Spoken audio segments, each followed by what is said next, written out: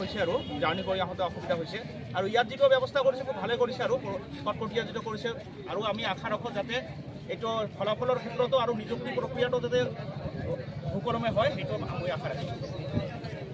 হয় নিশ্চয়কৈ আজকে 15 তারিখ সেপ্টেম্বর 2024 থার্ড গ্রেড আর 4 গ্রেডের এক্সাম চলবে এই জারাগুড়ি হায়ার সেকেন্ডারিতে।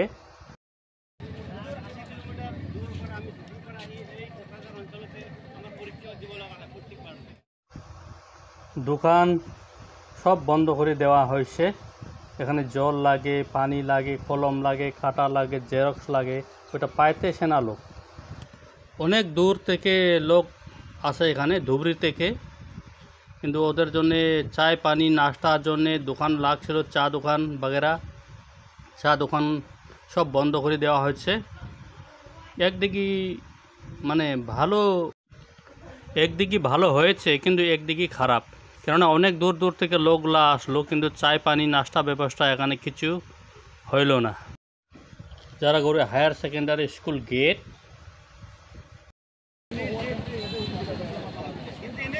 ব্যৱস্থাখিনি ঠিক আছে, কিন্তু আমাৰ যাতায়াত যি 70-80 কিলোমিটাৰ আহিব লাগে ৰাতিপুৱা, আমাৰ এই থাৰ্ড গ্ৰেডৰ পৰীক্ষাখিনি যে পাতিছে সুকলমে যাতে হৈ যায়। আৰু আমাৰ এই জাৰাগুৰি অঞ্চলত আমি আহি দেখা পাইছোঁ যে খুব কষ্ট হৈছে। দোকানখিনি বন্ধ হয়, দোকানখনি সব বন্ধ করে দেওয়া হয়েছে। চা দোকান, মিষ্টি দোকান, কোনো দোকান, পরোটা দোকান, সাথে ইন্টারনেট সেবাও বন্ধ করে দেওয়া হয়েছে।